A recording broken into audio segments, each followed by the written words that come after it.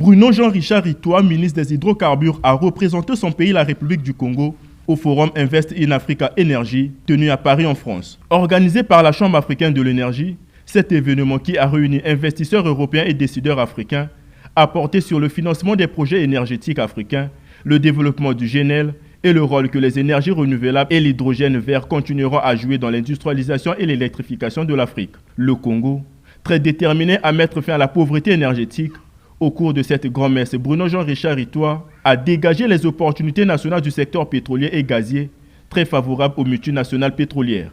C'était au cours du panel de haut niveau, porté sur le thème « Potentiel gazier et champs marginaux et matures de la République du Congo ».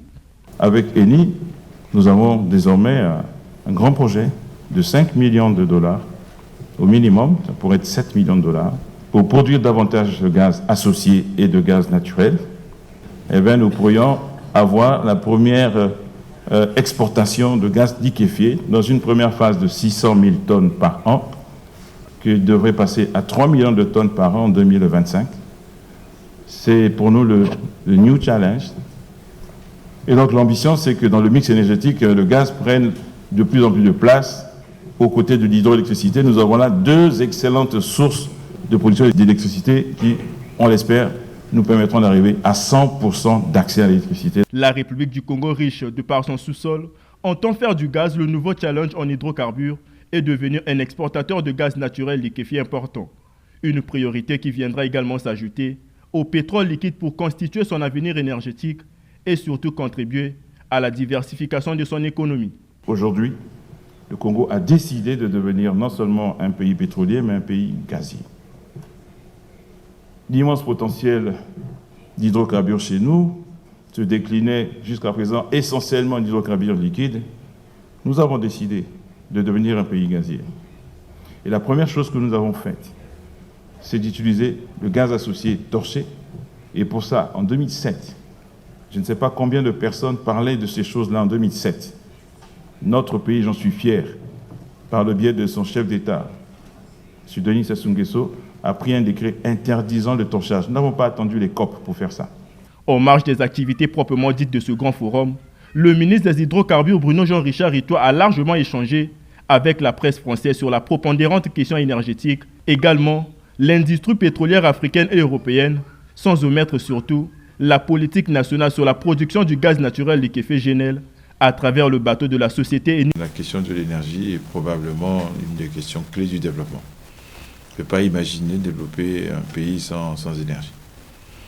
Et assez curieusement, alors que l'Afrique regorge de ressources énergétiques, mais quelle que soit la nature de l'énergie, aussi bien ressources hydroélectriques avec plusieurs grands bassins hydrologiques, le plus grand c'est celui du Congo évidemment, mais il y en a plusieurs autres en Guinée, au Mozambique et là-bas sur le Nil avec les deux grands barrages, l'ancien barrage Tassouan, puis le barrage dit de la Renaissance qui a été construit par l'Éthiopie sous l'instigation du Premier ministre Meles Zenawi, d'heureuse mémoire.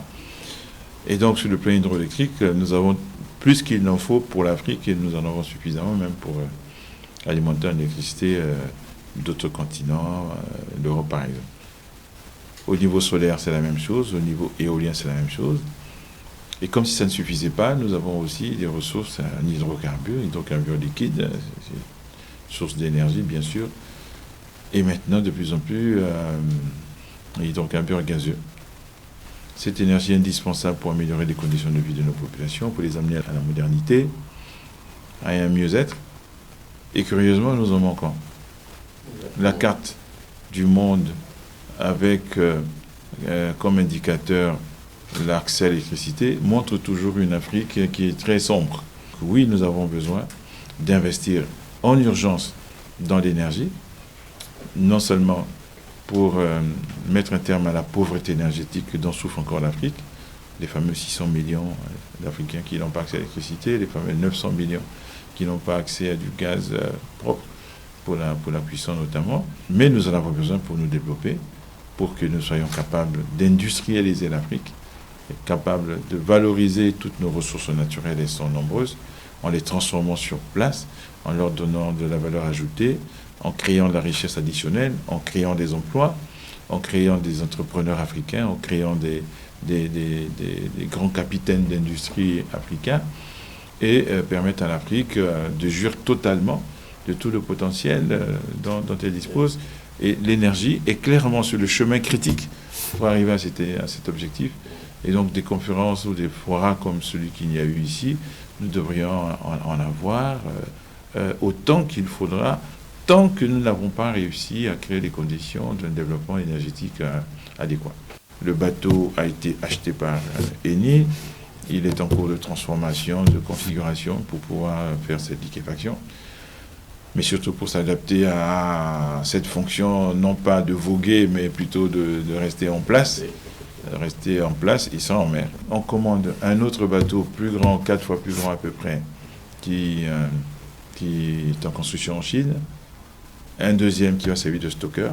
Ces 2 bateaux seront donc implantés au courant de l'année 2024.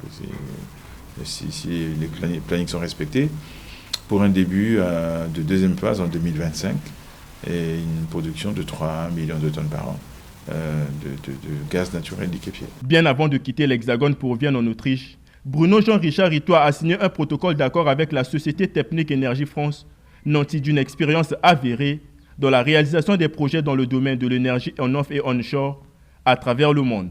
Dans la capitale autrichienne au siège de l'OPEP, le ministre Itoie a participé à la fois à la 46e réunion de la conférence ministérielle des pays membres du cartel et à la réunion des pays membres de l'OPEP et non-OPEP.